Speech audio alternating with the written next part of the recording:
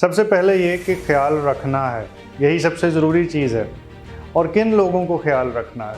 सबसे पहले शुगर का ख्याल रखना ज़रूरी है।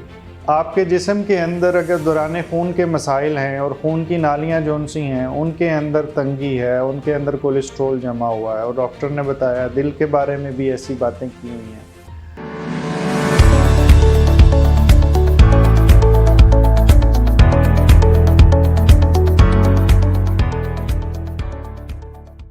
बिस्मिल्लाहिर्रहमानिर्रहीम। शुगर के मरीज़ ज़ख्मों का ख्याल कैसे रखें? सबसे पहले ये कि ख्याल रखना है, यही सबसे ज़रूरी चीज़ है। और किन लोगों को ख्याल रखना है? ज़ख़म होने से बचाना कैसे है? और ख्याल का दूसरा हिस्सा है कि ज़ख़म हो गया तो क्या करना है। जिन लोगों को पाँव में सेंसेशंस महसूस ही नहीं होती हैं, एहसास ही पैदा नहीं होता, या पाँव सुन रहते हैं, उनमें कीड़ियाँ चलती रखती हैं, जलन से महसूस होती है, पाँव से जूता निकल जाता है, यही वो लोग हैं जिनको पाँव में ज़ख़म होने का चांस ज़्यादा है। वो बग़ैर किसी चोट के भी हो सकता है, लेकिन अक्सर औक़ात ऐसा होता है कि कोई छोटी मोटी चोट लगती है, लेकिन क्योंकि एहसास ही नहीं होता, सिग्नल पाँव से ब्रेन को जा ही नहीं रहे होते, तो वो चोट लग जाती है, ज़ख़म भी छोटा सा हो जाता है और पता ही नहीं चलता। फिर उसकी सफाई भी नहीं होती। बाद में इत्तफ़ाक़न कोई देखता पाँव के नीचे, या कई दफ़ा ज़्यादा बड़ा ज़ख़म हो तो ब्लड लगा होता है, तो फिर पता चलता है कि ज़ख़म हुआ हुआ। इसके बाद अब ये ज़ख़म फ़र्ज़ करें कि नहीं हुआ, तो उसमें होगा ये कि आपने अपने जूते जौन से हैं वो कोशिश करने हैं कि वो बंद पहने, और जब भी घर से बाहर जाएं और ऐसे हों कि जो आसानी से पाँव से निकल ना सकें, यानी पीछे उनकी बैक पे भी सपोर्ट हो बहुत नरम। बहुत गर्मी में ह्यूमिड एरियाज़ में रहते हैं जहाँ पे पाँव पे पसीना बहुत आता है, तो फिर भी ऐसा जूते मौजूद होते हैं कि जो आगे और पीछे से तो क्लोज्ड होते हैं, लेकिन जैसे सैंडल्स होते हैं और उनके बीच में हवा जा रही होती, लेकिन वो किसी तरीके से उतरे ना कोई उनके पीछे स्ट्रैप लगा हो, उनकी बनावट ऐसी हो, तो ये वाले जूते ज़्यादा कारआमद हैं। वरना जूते पाँव से उतरने का चांस काफ़ी ज़्यादा होता है, और नीचे से कोई चीज़ लग जाती है और उसके बाद फिर ज़ख़म की पहला बीज लगता है और वो फिर चलता जाता है। आप ये सब जानते हैं कि शुगर के मर्ज़ के अंदर पाँव के ज़ख़म या जिस्म के कोई भी ज़ख़म आसानी से नहीं भरते, तो इसलिए वो छोटी सी चोट आने वाले वक्त में कई दफ़ा बड़ा प्रॉब्लम क्रिएट कर देती। दूसरी चीज़ ये कि फ़र्ज़ करें ज़ख़म लग चुका है, तो अब इसका ख्याल कैसे रखा जाए? इसके लिए सबसे पहले शुगर का ख्याल रखना ज़रूरी है। आपके जिस्म के अंदर अगर दौरान खून के मसाइल हैं और खून की नालियाँ जौन सी हैं उनके अंदर तंगी है, उनके अंदर कोलेस्ट्रॉल जमा हुआ है, और डॉक्टर ने बताया दिल के बारे में भी ऐसी बातें की हुई हैं, तो खून पतला करने वाली दवाइयाँ, शुगर का अच्छा कंट्रोल, ब्लड प्रेशर का अच्छा कंट्रोल, ये बुनियादी चीज़ें हैं जिनकी बुनियाद पे आपका पाँव का ज़ख़म ठीक रहेगा। और अगर पाँव का ज़ख़म जौन सा है वो आहिस्ता आहिस्ता अपना रंगत बदलना शुरू कर रहा है, तो ये भी यानी कि वो फ़र्ज़ करें कि सुर्खी माइल हो रहा है और उसमें बाद में पीलाहट आ रही है या उसमें रेशा पड़ना शुरू हो गया है, तो इस चीज़ की निशानी है कि वो ज़ख़म ख़राब हो रहा है।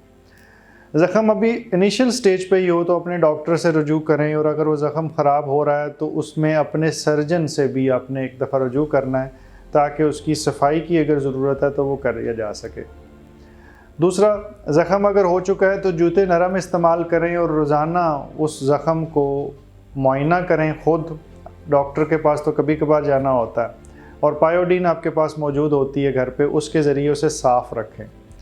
अगर आप बहुत गर्म एरिया में रहते हैं और आपके घर के आसपास या आपके काम की जगह के आसपास मिट्टी और ह्यूमिडिटी, या जिसे हम पसीना वगैरह आप आम ज़बान में कह सकते हैं, बहुत ज़्यादा आता है पाँव पे, तो उस सूरत के अंदर वक्तन फ़वक्तन अपने पाँव को जूते से बाहर निकालें, और उस सूरत में ऐसा जूता इस्तेमाल करें जो उतरे तो ना, लेकिन उसके अंदर हवा जाती हो।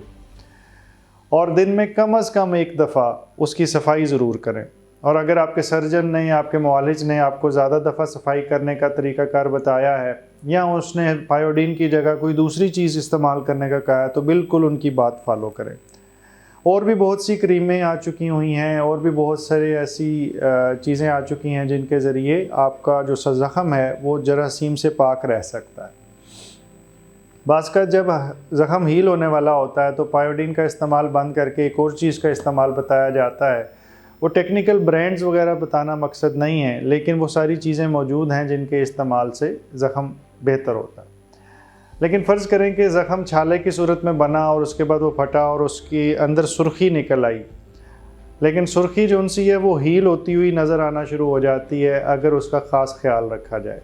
लेकिन अगर वो सुर्ख़ी कालेपन में या पीलाहट में या रेशे की सूरत में नज़र आना शुरू हो जाए तो ये अच्छा साइन नहीं है, और उस सूरत में आपको अपने मुआलिज से मिलना चाहिए। इसके बाद अगर फ़र्ज़ करते हैं पाँव की ओवरऑल कलर ही ख़राब हो रहा है तो ये इस चीज़ की निशानी हो सकती है कि पाँव की सप्लाई में फ़र्क आ रहा है। उस सूरत के अंदर बहुत सारे टेस्ट करवाने पड़ते हैं, डोपलर स्टडीज़ करनी पड़ती हैं कि खून की रवानी ठीक है कि नहीं। ये काम आपका अपना नहीं, ये काम आपके मुआलिज का है, सर्जन का है, और वो देख के इसे फ़ैसला करेंगे कि इसको मज़ीद किस चीज़ की ज़रूरत है। दवाइयों में भी काफ़ी ऑप्शंस हैं जो खून की नालियाँ खोलने के लिए इस्तेमाल की जा सकती हैं। लगाने वाली दवाइयों में भी काफ़ी ऑप्शंस हैं, लेकिन बुनियादी असूल जिस असास के ऊपर ये सारा इलाज चलेगा वो ये है कि आपका शुगर ठीक हो, ब्लड प्रेशर ठीक हो, और इसके अलावा कोई ऐसी मेडिसिन आप ना इस्तेमाल कर रहे हों जिसकी वजह से ज़ख़म जौन सा है वो बिगाड़ का शिकार हो सकता है। सफाई का ख्याल रखें और कोशिश करें कि जब भी जिस्म के अंदर कोई ऐसी चीज़ हो जिसका आपको ख़ुद समझ ना आ रही हो तो कोई टोटका इस्तेमाल करने की बजाय किसी मुस्तनद फ़िज़िशियन या करीबी डॉक्टर या सर्जन से मिलें ताकि एक ही दफ़ा उसका मुस्तनद इलाज हो सके। अल्लाह ताला आपको मुकम्मल ज़िंदगी दे और दूसरों की ज़िंदगी मुकम्मल करने का शर्फ़ अता करे। शुक्रिया।